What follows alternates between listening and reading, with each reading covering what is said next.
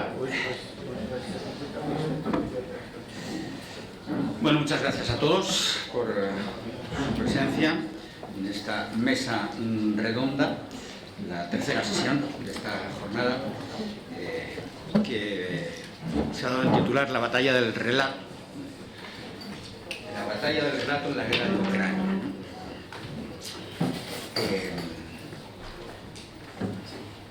A mí me parece que el relato es fundamental en todas las guerras, sin ninguna duda.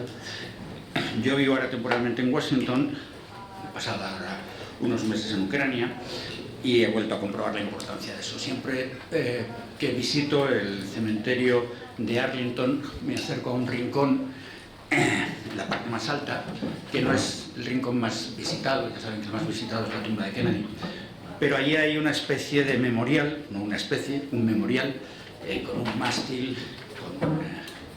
con una zona como de vigía de un buque, y es el memorial al Maine.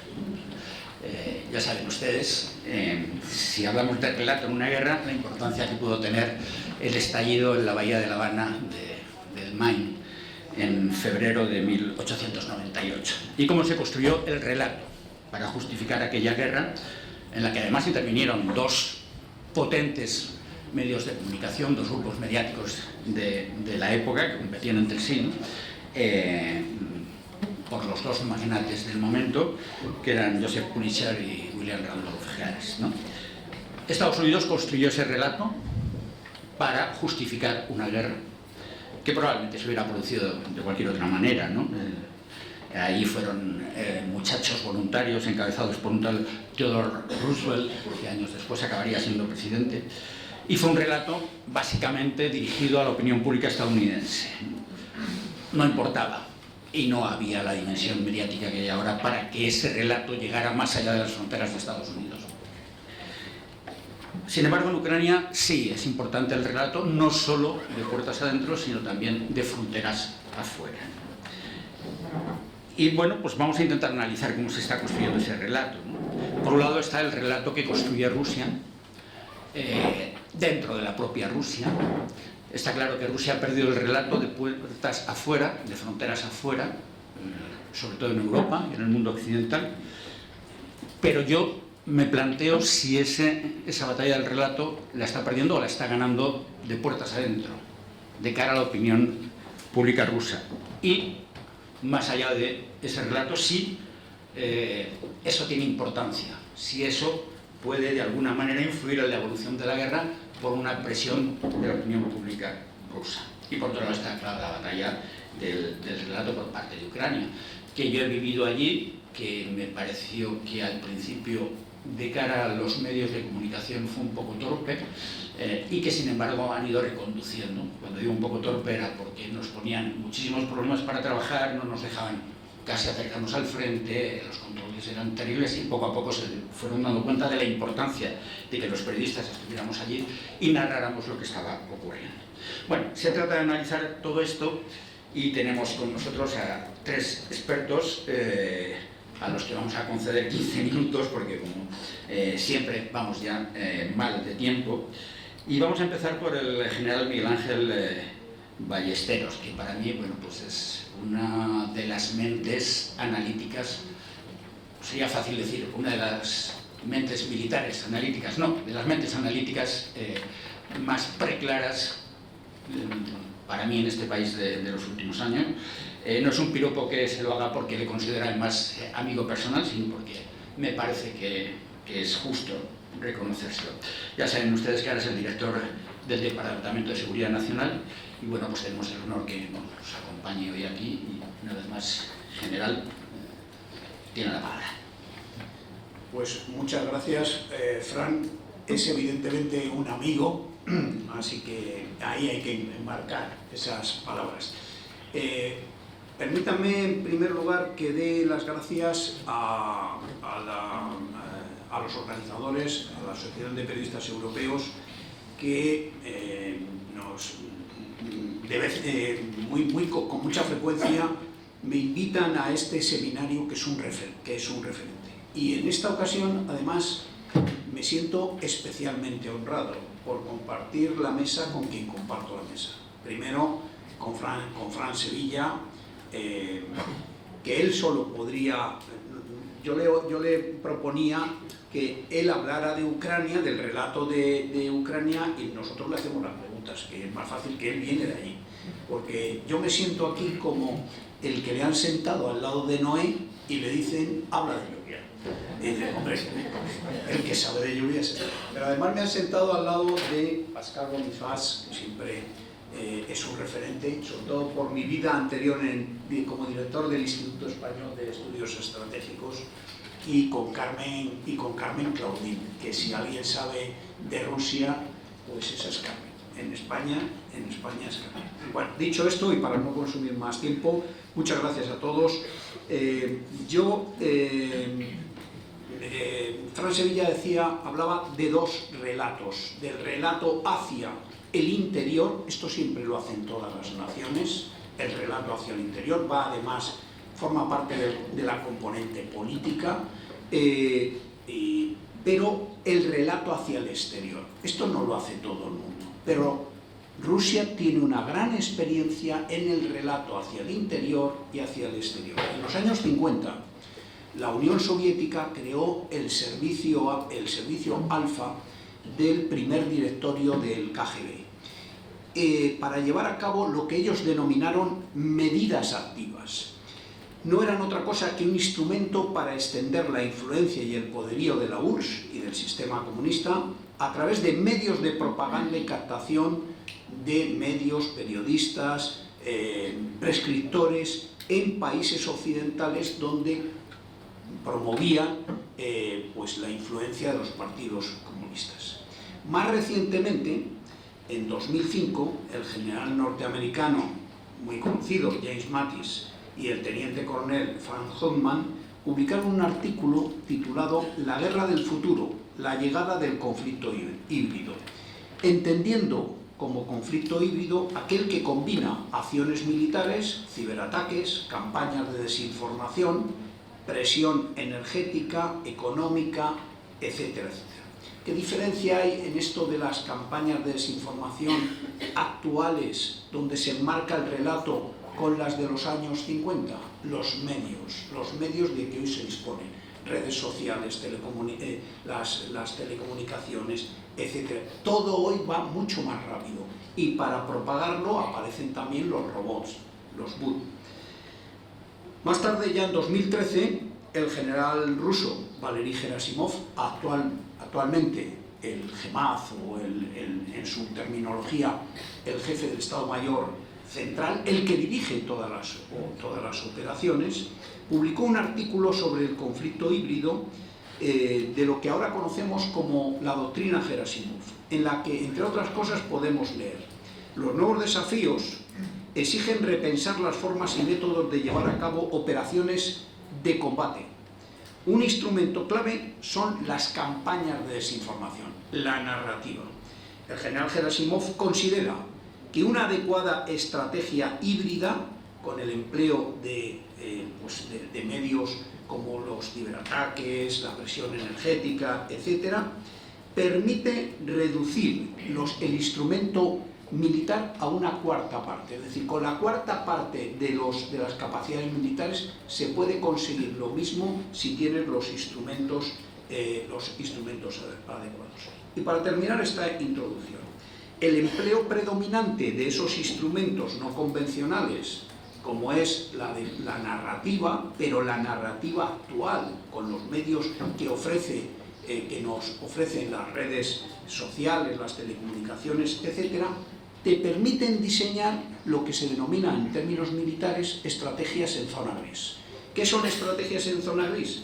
Aquellas que llevan a cabo estrategias militares, pero donde no se llega a sobrepasar nunca el umbral de las hostilidades violentas. Esto es lo que Rusia hizo en 2014 con la península de Crimea. Puso 18.000 soldados que tenía en Sebastopol, los vistió de verde, les quitó los parches, tapó las matrículas de los coches, etcétera, etcétera, rodeó las bases y, a través de la narrativa, creando una narrativa donde Crimea necesitaba liberarse del yugo de Kiev, pues logró, sin pegar ni un solo tiro, apoderarse de la península de Crimea. Y esta era la idea original, todo indica que era así, esta era la idea original de todo ese despliegue de 130.000 hombres que hizo en torno a la frontera con Ucrania, con la idea de, acabamos, meto un poco de presión militar en zonas fundamentalmente con población rusófona, acabo con el gobierno de Zelensky, cambio el gobierno de Zelensky, y con muy poca operación militar, y a ser posible prácticamente en zona gris, logro apoderarme de una parte, o del control, diría yo, de Ucrania. Bien. Clausewitz decía que todo conflicto es una dialéctica de voluntades, lideradas por tres elementos. Un elemento racional, que es el gobierno, Putin, Zelensky. Ese es el elemento racional en este conflicto, donde ellos manejan dos pilares fundamentales. El primero es el elemento pasional, que es la población, la ciudadanía rusa y la ciudadanía del otro bando, la ucraniana. Yo les diría que no solo la ucraniana, que la ciudadanía de todos los que estamos en guerra. Occidente está en guerra económica, si ustedes quieren, para poner el adjetivo adecuado, pero en guerra, porque en este momento se están adoptando medidas económicas que hacen imprescindible no ya proteger Ucrania, es proteger Europa. Es que estamos viendo el primer escalón de esa amenaza. Bueno, uno de los pilares, decía, uno de los pilares son los dos gobiernos. Otro pilar, el elemento pasional.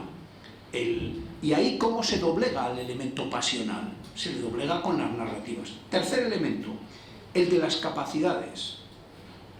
Clausewitz hablaba del ejército. Clausewitz fue prisionero de Napoleón. Estamos hablando... Hoy no hablamos solo de ejército, hoy hablamos de estrategias híbridas, de conflicto híbrido. Entonces son capacidades cibernéticas, económicas, energéticas y, por supuesto, capacidades militares. Esto nos lleva a una conclusión.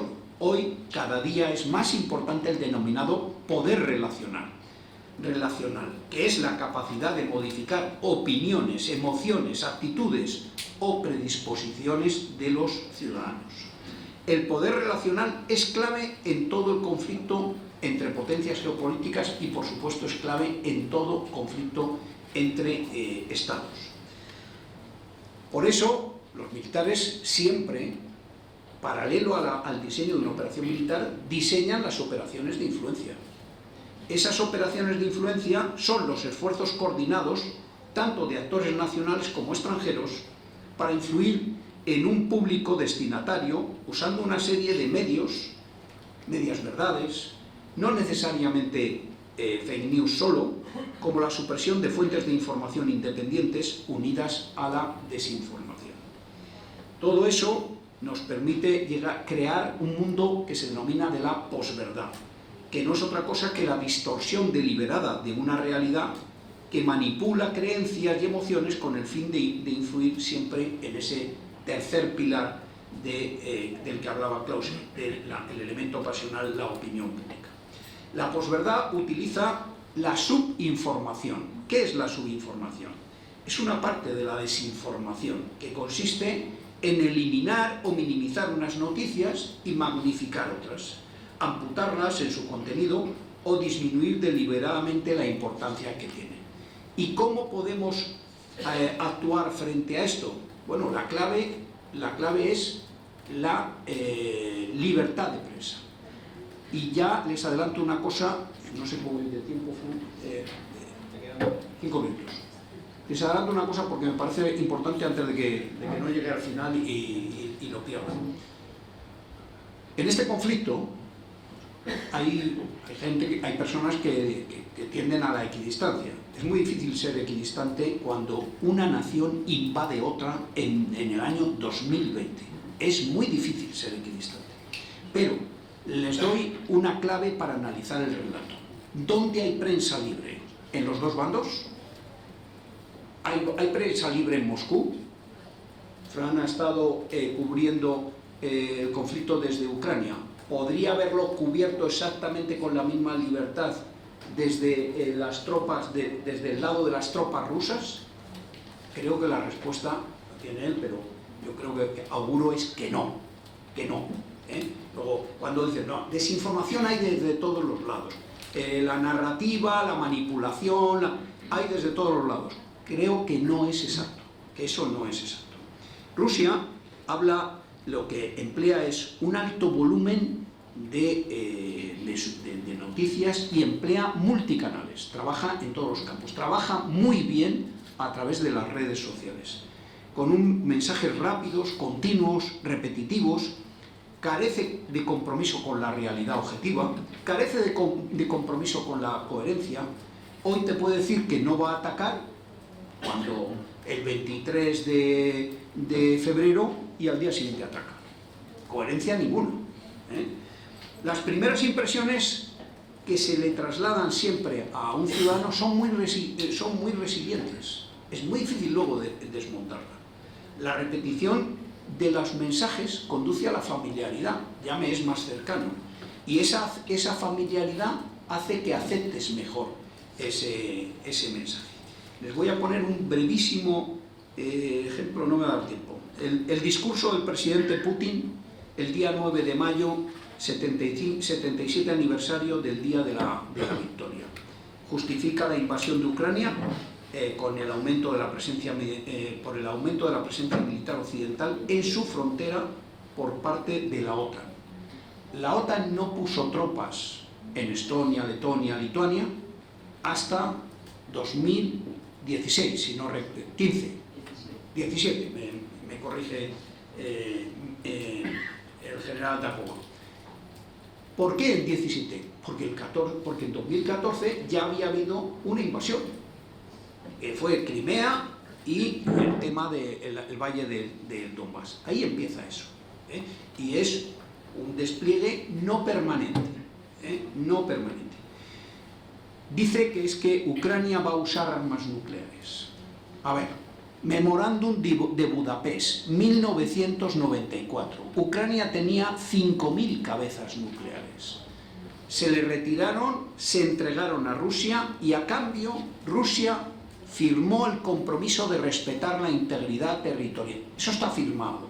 No es que le dijeron a Gorbachov, le dijeron que no iban a avanzar las fronteras de la OTAN. Eso, estamos hablando de acuerdos firmados. Entonces, y por otro lado, hay muchos colegas míos y yo creo que aquí lo sabe todo el mundo. En la OTAN no se entra por invitación. La OTAN no te llama para decir por qué no te metes en este club. Es al revés. Es el país el que llama a la puerta pidiendo la entrada en la OTAN. ¿O alguien cree que Finlandia y Suecia, la OTAN ha maniobrado para invitarles a vente para acá? No. Ellos, que han sido países neutrales y además de conciencia neutral toda su historia, ahora ven lo que pasa y se sienten en peligro. Y se sienten en peligro, diría yo que con razón, teniendo en cuenta lo que ha pasado en Ucrania. Termino con las claves de la narrativa rusa. Para Rusia no hay una guerra. Hay una operación especial para desnazificar y desmilitarizar Ucrania. Y si le hacemos caso a lo que dice Putin continuamente, cuando le preguntan, ¿esta guerra va a tardar mucho? Pues hasta que no consiga acabar con el gobierno Zelensky y acabar y minimizar el ejército ucraniano, va a durar la guerra. Ha habido un genocidio de los rusoparlantes en la zona ucraniana del Donbass. Esto es lo que dice.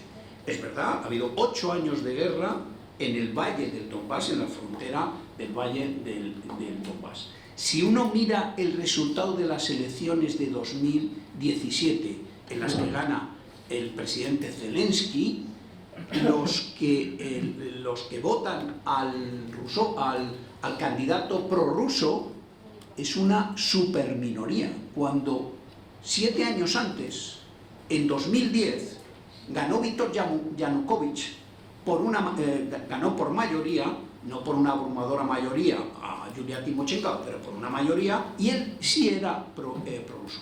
Ahora ya, después de lo de 2014, el pueblo ucraniano, yo creo que ni los rusoparlantes ya empiezan a tener añoranzas de Rusia.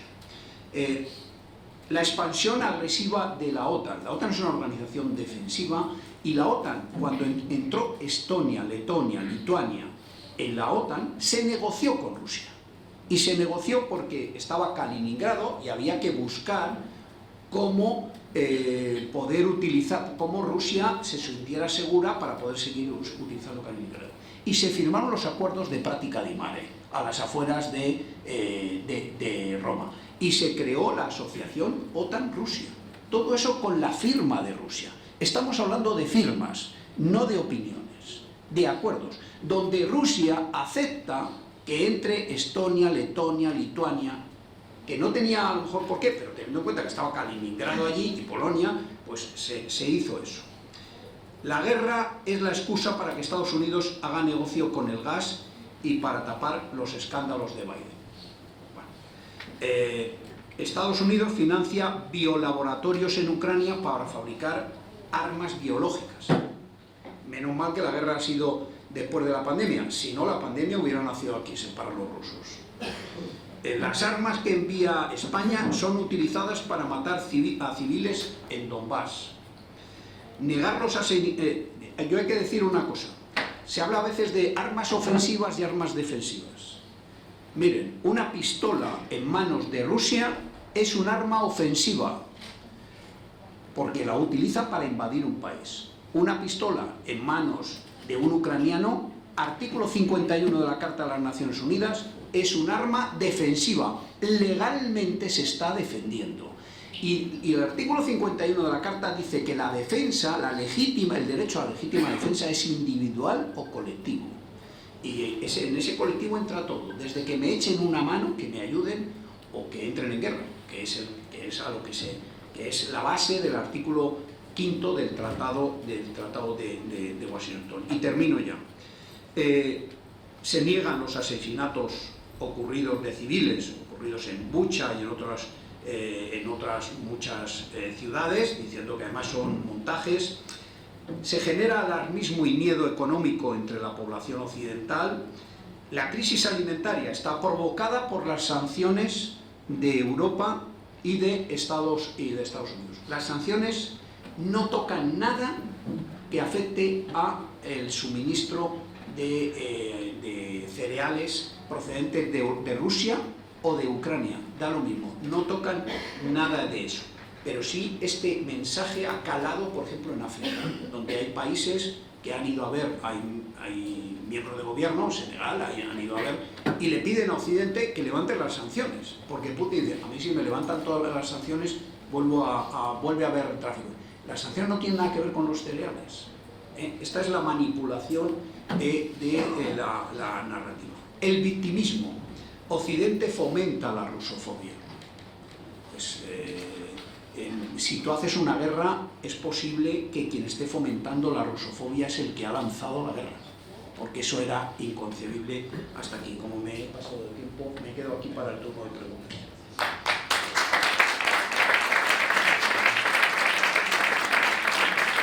Muchas gracias, señor Ballesteros. Él mismo ha introducido a la siguiente interviniente, que es efectivamente, para mí un honor, porque es la persona que yo considero que más sabe sobre Rusia en este país. En Radio Nacional de España solemos decir que es una persona que está en nómina aunque nunca cobra, porque cada vez que hay que hablar de Rusia la utilizamos, la llamamos permanentemente, pero nunca le llega la nómina. Bueno, pues Carmen Claudín, que es experta efectivamente en Rusia, en lo que fue la Unión Soviética, en toda esa Europa del Este, y es investigadora asociada al CIDOC. Tienes la palabra, Carmen. Muchas gracias, Fran. Inevitablemente voy a tocar algunos de los temas, de los puntos que ha tocado el general. En algunos casos nos completamos, en otros a lo mejor divergiremos un poco. Sí hay relato y desinformación en todas partes en general, pero el relato del Kremlin usa magia. no pronuncies la palabra guerra, tampoco llames por su nombre a Alexei Navalny, no digas la palabra y la realidad se esfumará. Y al revés, di la palabra, operación especial, ucranianos nazis, fascistas, OTAN amenaza para Rusia, y la realidad se hará.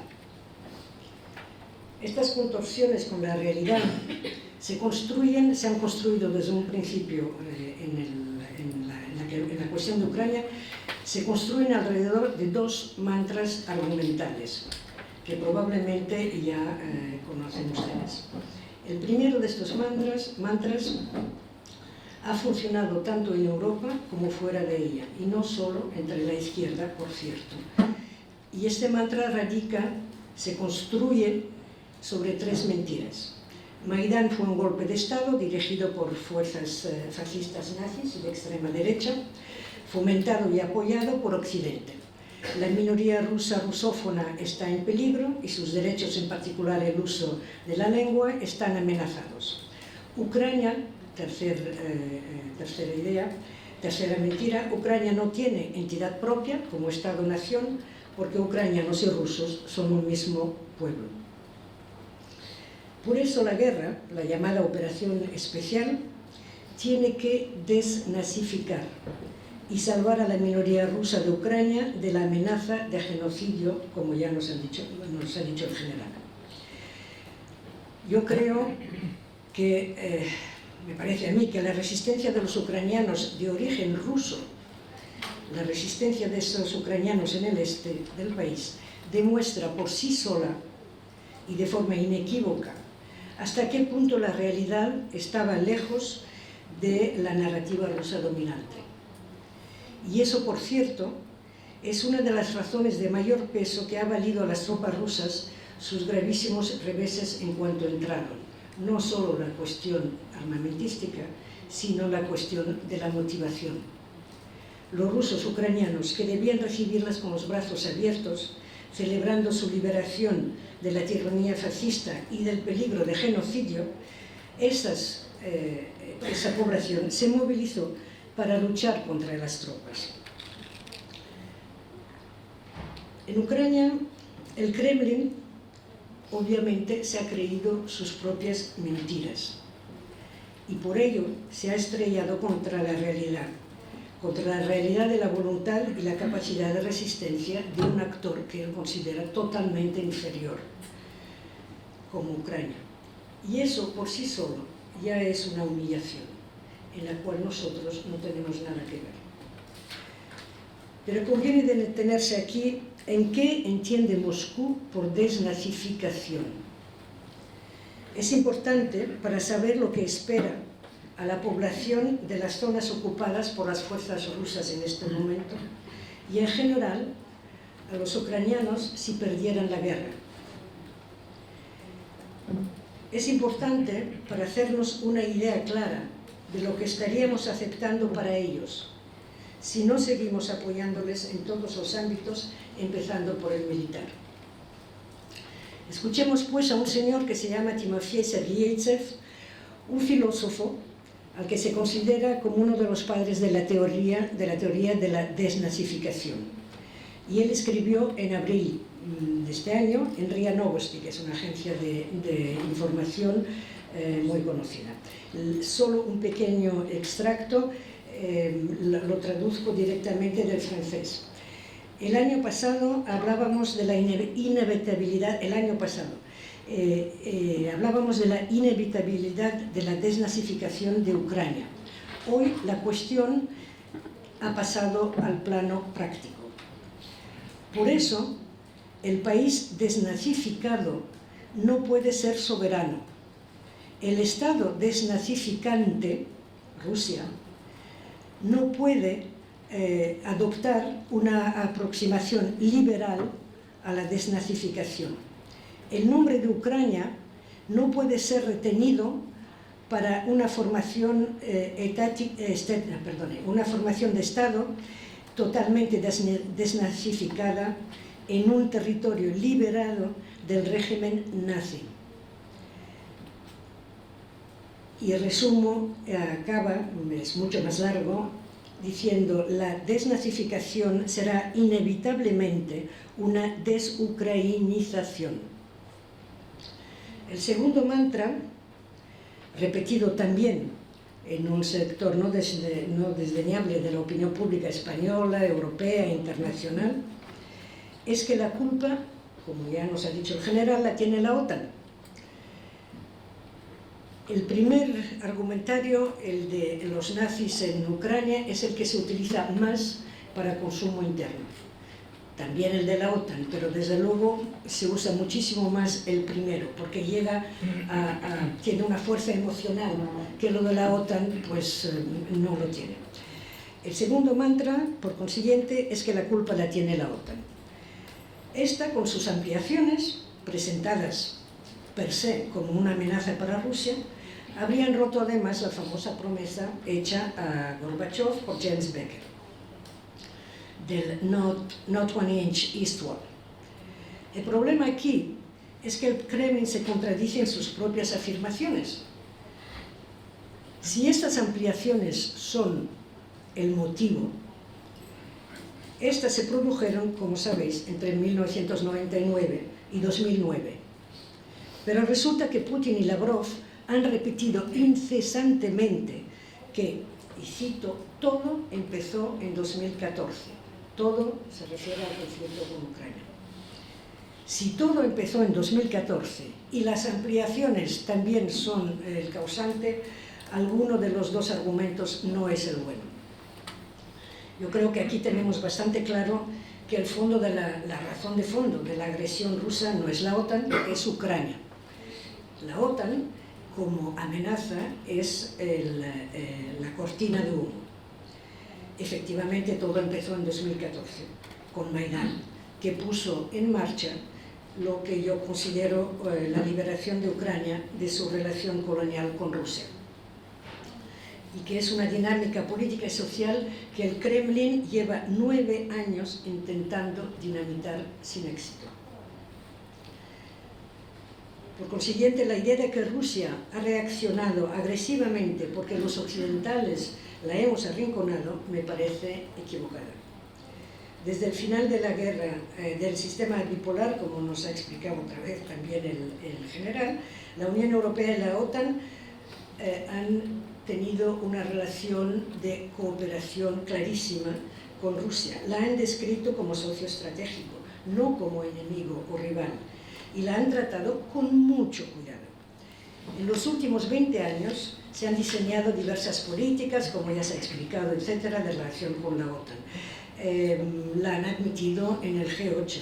Incluso las dos guerras de Chechenia han sido de alguna manera minimizadas y puestas con un perfil bajo en las relaciones entre la Unión Europea y Rusia.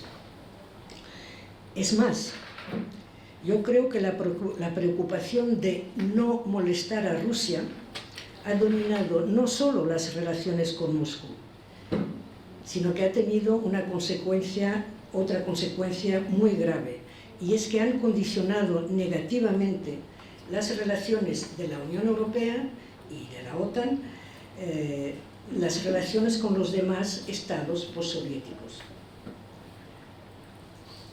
Así que, a mi modo de ver, si alguna autocrítica tendrían que hacer la UE y la OTAN, después de estos 20 años de relaciones con Putin, digo bien con Putin, es sobre todo la de haber buscado siempre, o casi siempre, acomodar los intereses de Rusia y apaciguar sus malos humores, recordando algo como el 38 frente a Alemania nazi. En cuanto a la famosa promesa de Becker, no os la leeré porque no tendremos tiempo, y quiero decir lo otro, si queréis después podemos volver, pero en el 2014 hay una entrevista de un medio oficialista ruso con Mikhail Gorbachev, que le plantea esta misma pregunta. ¿Cómo es que usted no protestó? Porque le habían mentido, porque habían roto esta mentira. Y Gorbachov explica que no se había roto ninguna mentira. A lo mejor sí tengo tiempo de leer esto. El tema, cito, el tema de la ampliación de la OTAN no se discutió en absoluto y no se mencionó en esos años. Lo digo con toda responsabilidad. Esta frase es muy importante porque él sabe que decir eso ya en 2014 en Rusia no le hace muy popular. Ningún país de Europa del Este planteó el tema, ni siquiera después de que el Pacto de Varsovia dejara de existir en 1991. Los líderes occidentales tampoco lo mencionaron. Se discutió otro tema que planteamos: asegurar que las estructuras militares de la OTAN no avancen y que las fuerzas armadas adicionales de la alianza no se desplieguen en el territorio de la entonces RDA, después de la reunificación alemana. La declaración de Becker, mencionada en su pregunta, le dice el periodista, se hizo en ese contexto. Bien, ahora, a medida que pasa el tiempo y la victoria fulgurante con la que contaba Moscú ya es inalcanzable, el Kremlin ha empezado a renovar su relato, a ponerlo un poco al día, con un argumentario enfocado en la audiencia internacional sobre todo, ya que a la otra la tiene totalmente dominada y controlada. El objetivo es claramente ahondar en su vieja estrategia dual, dividir el campo occidental, atizando el malestar social en la UE y en el mundo por los precios de la energía y de los cereales y por la inflación creciente. Las ideas de este argumentario son: la escalada del conflicto es culpa de Occidente, como tú decías. Occidente que se empeña en armar a Ucrania y prolongar así guerra y sufrimiento. Los que ahora dicen que no es hora de negociar son peones en manos de Washington. Además, otro argumento, otra idea, además somos nosotros un Occidente colectivo. Esto es la etiqueta que nos ponen ahora desde Rusia.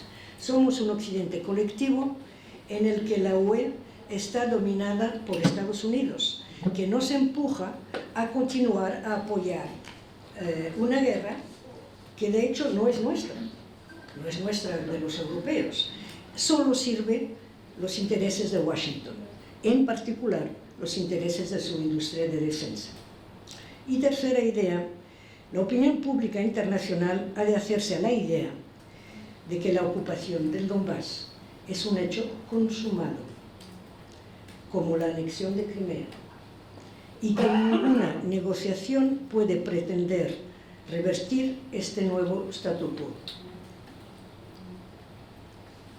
Para acabar, solo la polémica alrededor de la necesidad de no humillar a Rusia. Yo creo que con esto el Kremlin se despierta muy alegre cada mañana. Le gusta ver cómo estamos aún discutiendo todo esto. Y entonces yo quisiera acabar con una reflexión al respecto. Disculpadme. La Rusia de Putin lleva 20 años sintiéndose humillada, o que la pueden humillar. Digo 20 porque en los 10 primeros años, en la época de Yeltsin, la invocación a la humillación era bastante residual y no adquiere cartas de nobleza hasta la llegada de Putin, que la asocia a la prioridad para Rusia de volver a ser la gran potencia que nunca debió dejar de ser. Y si dejó de serlo, fue culpa de Occidente. Por eso, Moscú no se considera un poder emergente, sino una potencia mundial restaurada. Y un estatus que le fue arrebatado por Occidente, por culpa de los occidentales, y esa es la humillación, porque se aprovecharon de su debilidad tras el colapso del sistema soviético. Es una visión esencialista que niega evidentemente que si hubo humillación, esta se debió a razones internas de la propia Rusia, al agotamiento del propio sistema soviético por causas endógenas. Pero el Kremlin ha olido ya otra oportunidad al constatar que en el debate público europeo se está discutiendo si ha llegado la hora de la fatiga de combate, y más ante la perspectiva de una guerra para a largo plazo. Fatiga de combate, tal vez, pero ¿de quién? Conviene tal vez ser prudente en no confundir nuestra fatiga de combate con la de los ucranianos. La cuestión entonces es qué precio estaríamos dispuestos a pagar para no humillar a Rusia. ¿Y qué Rusia nos espera? Y esto es un tema muy importante. ¿Qué Rusia nos espera en el futuro si aceptamos pasar por este peaje?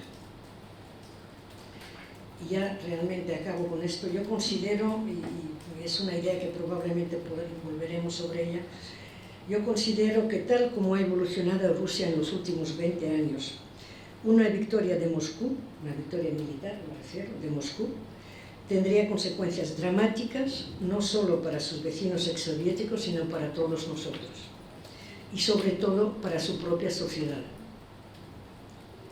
Solo una derrota militar podría ayudarla a abrirse paso hacia un futuro democrático o evolucionando hacia un futuro democrático. Leí hace poco un análisis muy interesante sobre cómo los juicios de Nuremberg han ayudado a la sociedad alemana a liberarse de sus propios demonios. Yo estoy convencida de que Rusia y los rusos, y aquí digo bien Rusia y los rusos, necesitan también pasar por una catarsis colectiva similar. Muchas gracias.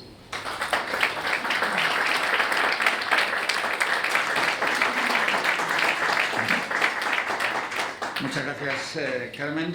Bueno, para la tercera persona que interviene en esta mesa, Pascal Bonifat, que es el director del Instituto de Estudios Estratégicos de Francia y también, como el propio general Ballesteros ha dicho, otro de los grandes expertos, en este caso europeos, francés, sobre la situación que se está viviendo en esta guerra que nos está afectando a todos. Pascal, como quiera. Thank you. Good morning, everybody. I'm quite a lot of emotion because the first time I came in Toledo, it was in '83, for the first meeting of la Asociación de los Periodistas Europeos. In this time, there is a massive threats from Basque to attack, and you have a lot of Guardia Civil in the garden. And so I'm happy enough to come back frequently to your meeting. I'm always glad to be in this wonderful city with this wonderful audience. As it has been told in the program, the first victim in a war is truth. The second is shade, nuance. Because when you are at war, you have to take side, and you are 100% in one camp, and what we call the campis, you are for the one or the other, but there is few place for nuance. And we have to avoid manichaeism. We have to avoid to put the blame 100% on one camp and the other one is free of any charge. And I think that explaining a situation is not legitimizing a situation. Our duty as journalists or academics or experts is to find and to tell the truth, even if sometimes it's quite disturbing. And perhaps everybody will not be agree with me, but I think we made mistakes with Russia.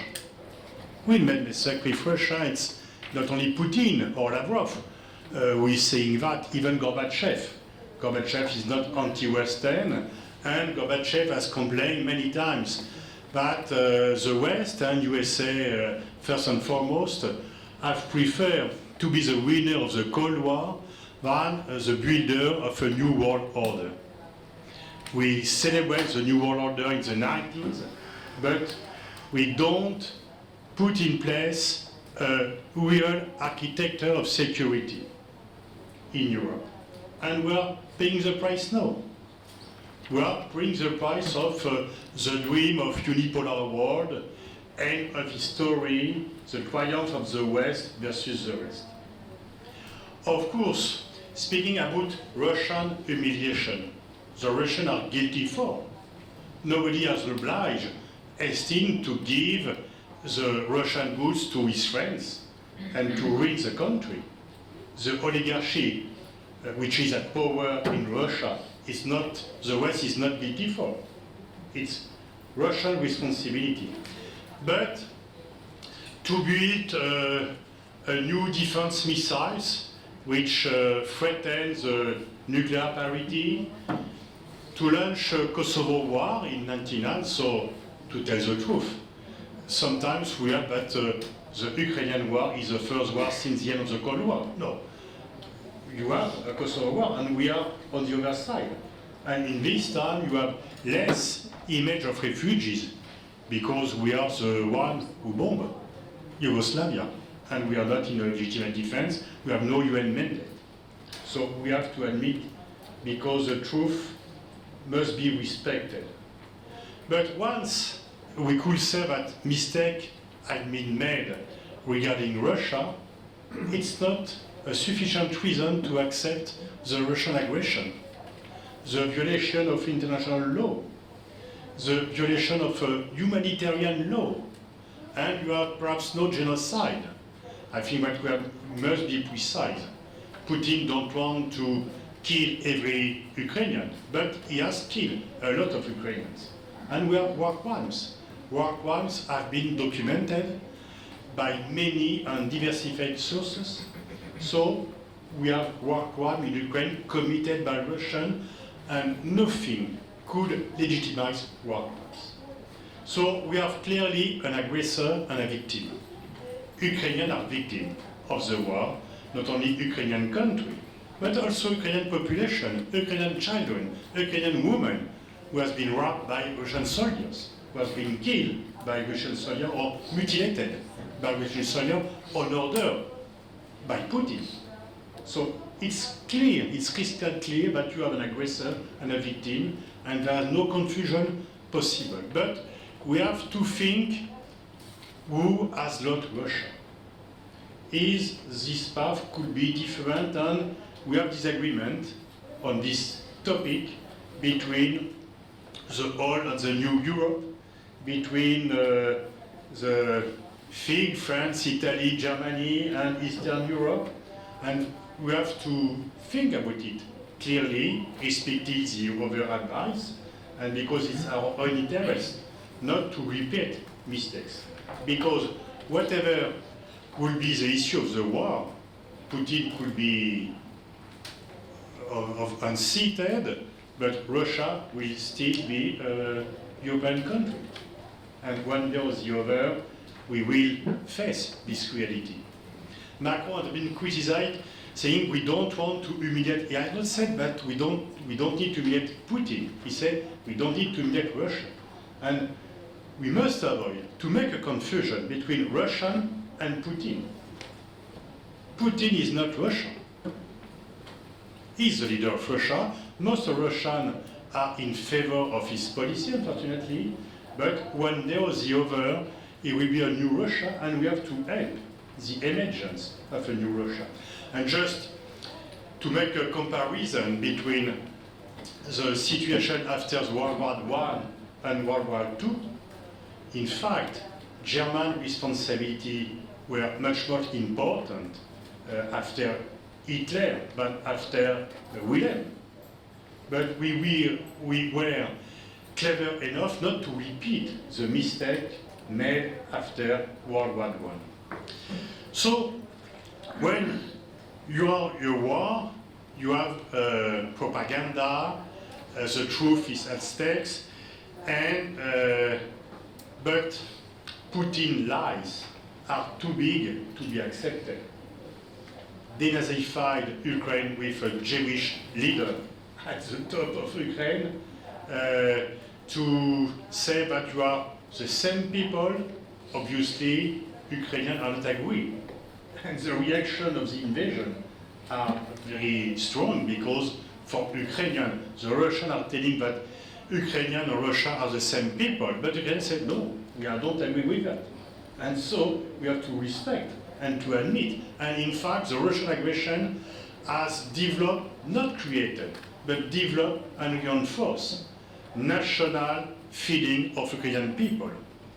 The national identity has been not created, but reinforced by Putin.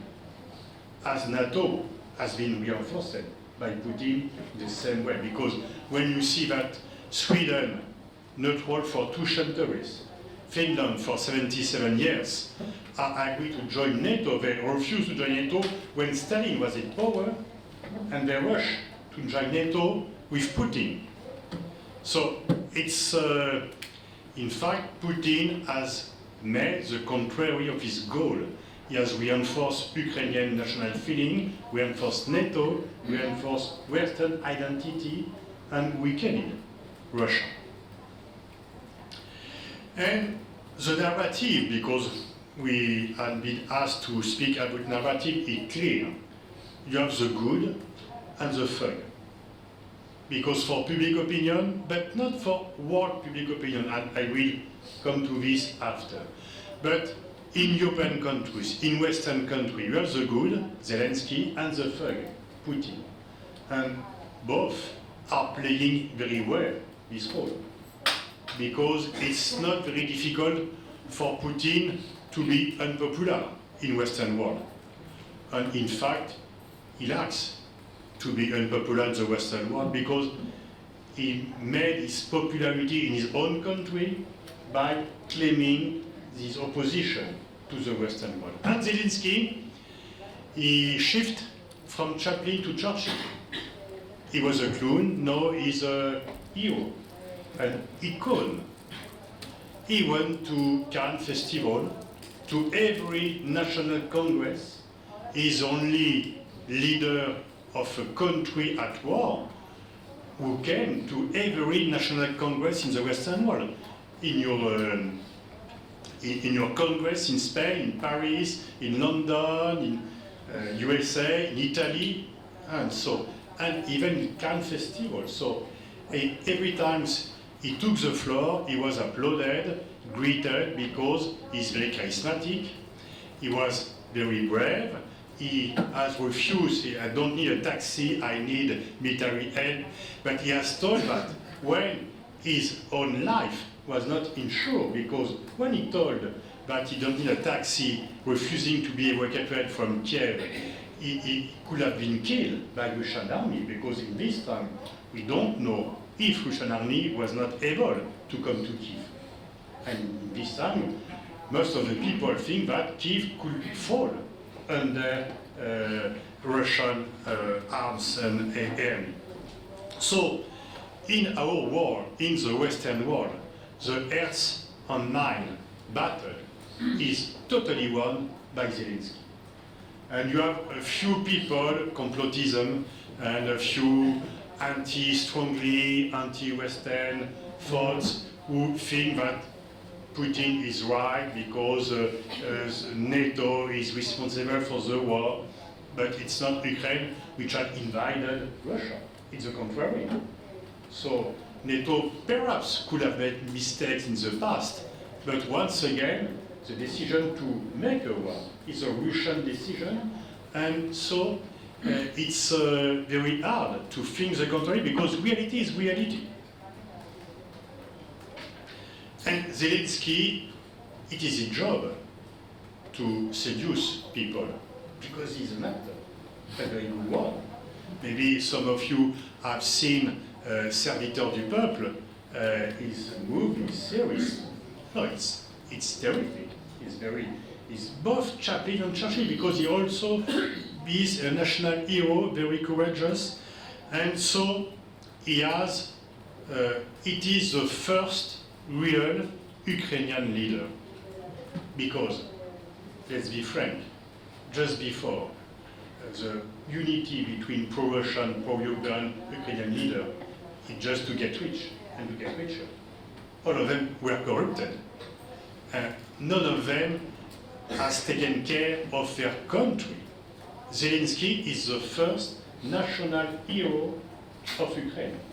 When 1 year ago 2 years ago, Ukrainians think what could be our hero, national hero, Shevchenko, the football player, was because there is no one else. There is no one else. It's not Timoshenko, Poroshenko, Yanukovych. No one wants to be represented by these corrupt people. And we don't forget the corruption of this country. Because if Putin has attacked Ukraine, if the reality is the GDP by person of Ukraine is less important now, or last year, before the war, when it was at the independence. $3,000 a year. So Putin is not guilty for, and NATO is not guilty for. It's the former Ukrainian leaders. And we have to get that in mind, not to accept everything. Even if Zelensky is a very good actor, a good leader, I think that we must have in mind that something went wrong in Ukraine before the war. In Russia, 80% of the population is in favor of Putin narrative. Because in every country, when your country is at war, you trust the leader. Whoever is the leader, even if you are not totally agree with the leader. It's true in Iran, it's true in China, it's true in every country, at the beginning of the war, at the beginning. But most important, if you have more death in 4 months in Ukraine for the Russian soldier than in 10 years in Afghanistan. So one day or the other, Russian people will think twice. And the most important, and few people are talking about that, you have 200,000 people who have fled Russia since the beginning of the war. Who are these people? People working in new technologies, people who are open to the world, open to society, and they refuse to live in a country in which you could use the word war unless you could find for 15 years in jail. And probably you know that Tolstoy book has been reinterpreted. Special military operation on peace, because war is forbidden, it's a joke, but so you have this new generation who have fled Russia, and it will be an heavy cost for Russia in the future, because Russia is a little bit, it's really not in advance regarding new technologies, which are the BATX or GAFAM of Russia, there are none. And these young people have fled Russia, and it's a very important factor of weakness for Russia in the future. And in fact, Russia has come back to Brezhnev or even Stalin times. No dissenting opinion is accepted. There is a few freedom before in Russia, not a lot, but a few freedom. You have none. And Putin is coming back to the 50s. So you have no more freedom in Russia. To tell some things different for the leadership is a crime. Like in Stalin years, even in Khrushchev, you could have some dissenting opinions. So it's a real jump back for Russia. So, what is the result? And I don't want to interfere with the future roundtable. But in Europe, you have a strong support of Ukraine despite the economic price. Because we are paying a price. And the sanctions are sanctioning ourselves. You have inflation, the price of oil and gas is rising and so on. But still, if you don't agree between East and West of Europe, with the oil and the new Europe, on the attitude regarding Russia in the past, or perhaps which could be a victory for Ukraine, everybody is agreed to make sanctions against Russia, having in mind that sanction has a heavy cost not only for Russia but for ourselves. And we have taken 5 rows of sanctions. It's very important. But we have perhaps to think, is there a Ukrainian fatigue at site? And in USA, the public support of Ukraine is less important than in Europe, because USA are far from Ukraine and we are close. Where is our step down? But just not to depace my time, Europe is divided as never, not between West and East, but between Russia and the rest of Europe.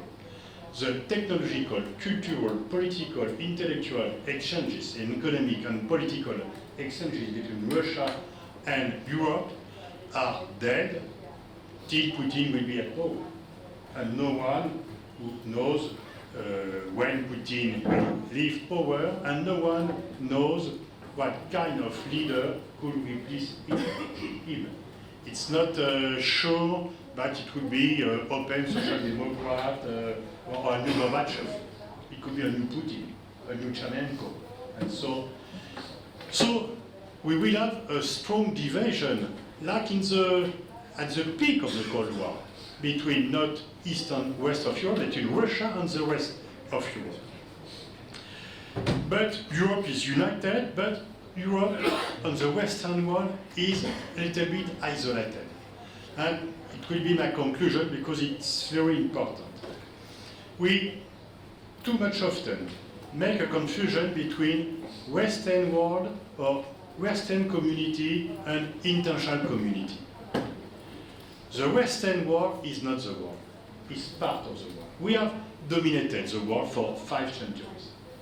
And we are used to be the leader of the world, but it's no longer true. The rest of the world is no longer in a position to accept Western agenda.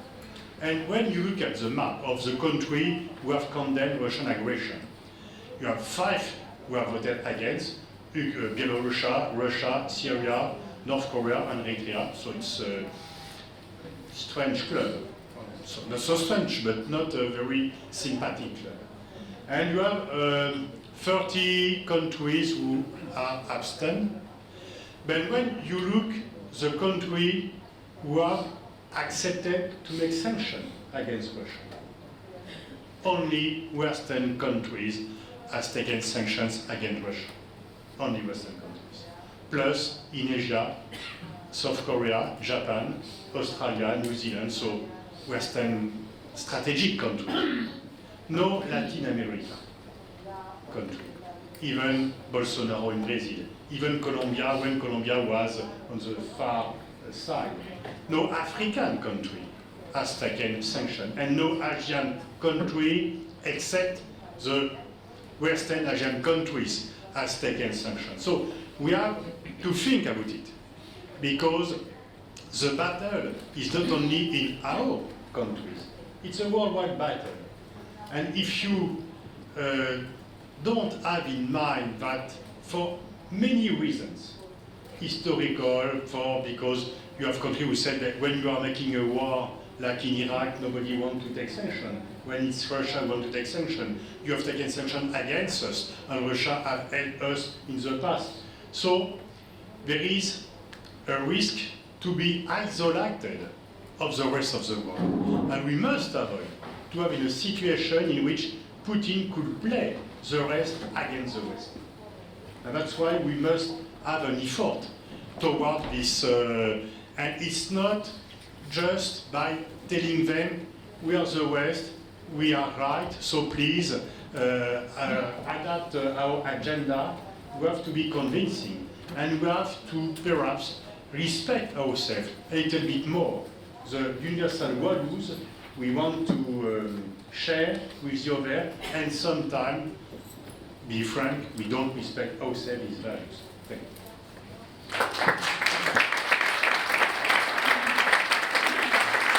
Thank you, Pascal. Merci beaucoup.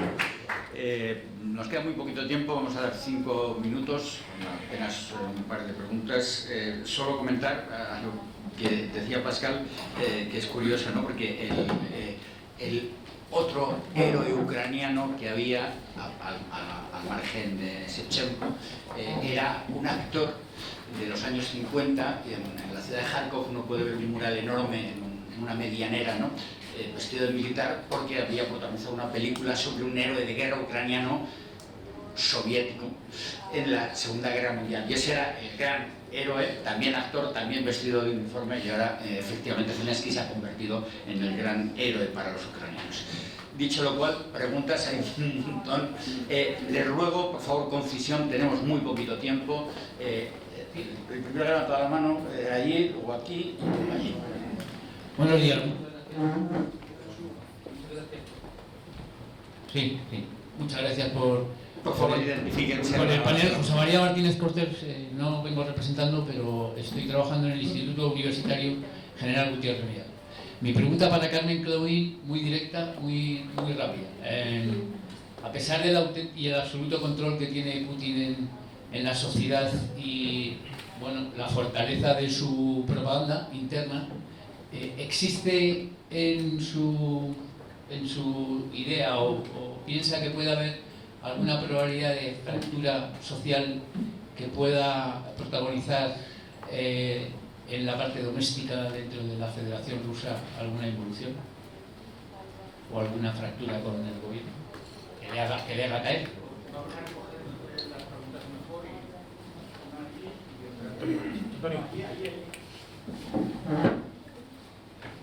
Sí, buenos días.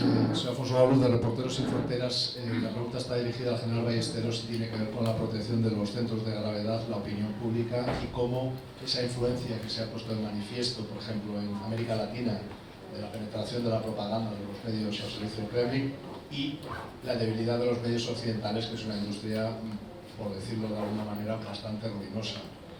No sé si la distinción que hemos hecho de Western countries, incluidos algunos asiáticos, tiene que ver con valores democráticos, principalmente uno de ellos la libertad de expresión y la libertad de prensa. Gracias.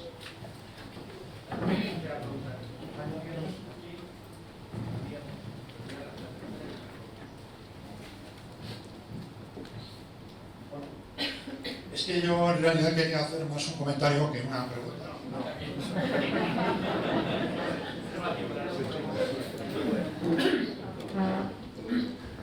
Bien, la probabilidad de fractura interna en Rusia en este momento aún es muy baja.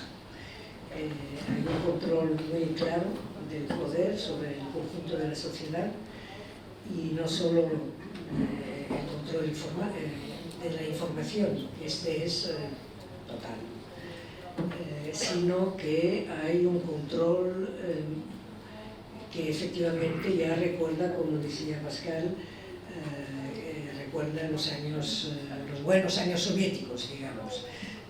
Quiero decir con eso que empieza en la escuela.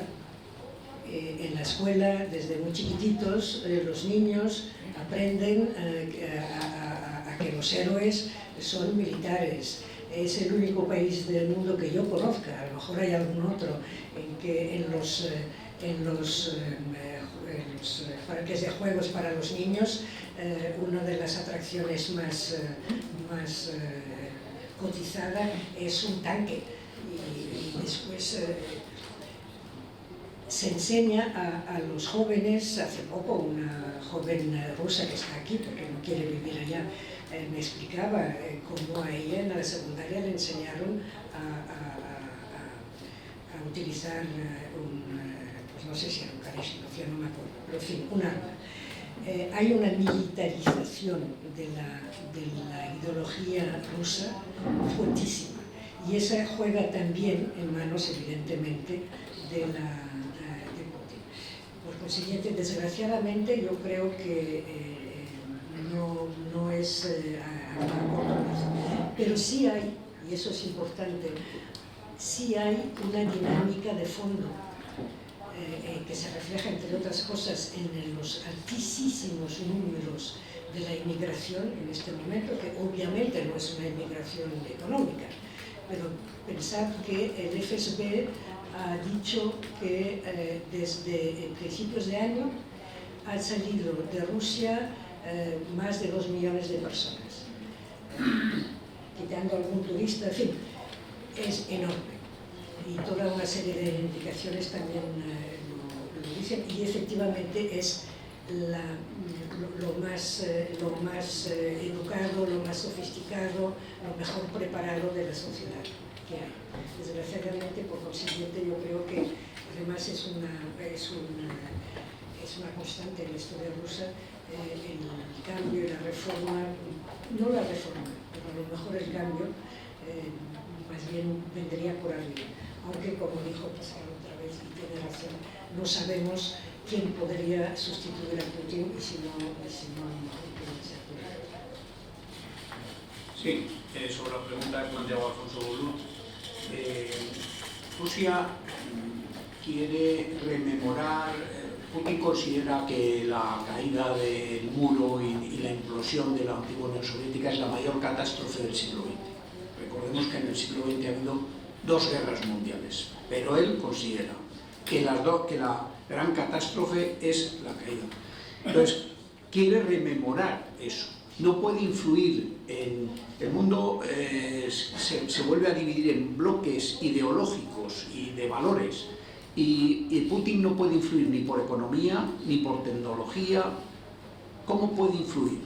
A través de energía, a través de la narrativa, y ahí aparecen los medios que la Unión Europea llama pro-Kremlin. Esto es como se llama en el ámbito de la Unión Europea. Esos medios pro-Kremlin no son solo televisiones, periódicos, radios, son también redes de comunicación, son prescriptores que tienen muchos seguidores, y por ahí trabaja. Entonces, Latinoamérica es el mundo a conquistar, es uno de los mundos a conquistar, Latinoamérica y África. Y las redes, Russia Today en español, Sputnik en español, todo eso tiene una enorme potencia. Tendemos a pensar en España que viene dirigida a España, no va dirigida a España, va dirigida a Latinoamérica.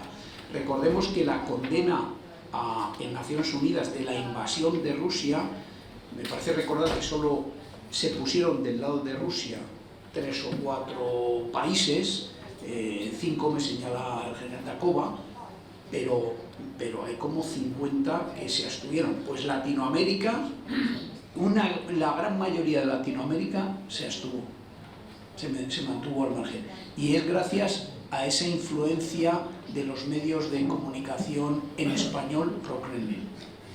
Y nosotros hemos perdido influencia, ¿verdad? Bueno, muchas gracias. Urgentemente hacemos cambio de...